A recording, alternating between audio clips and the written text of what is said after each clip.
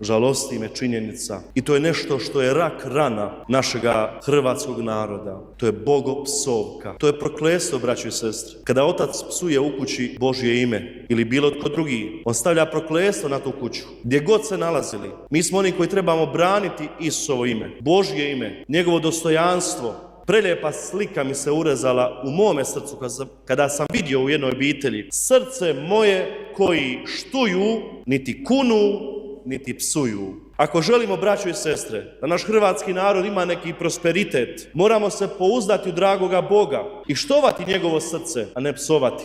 Ako želimo da naši mladi hode Božjim stazama kroz ovaj trnoviti svijet do neba, onda ćemo se potruditi da u sebi imaju jedan od darova Duha Svetoga, a to je strah Božji. Ne strah da će nas dragi Bog kazniti za nešto, nego ljubav.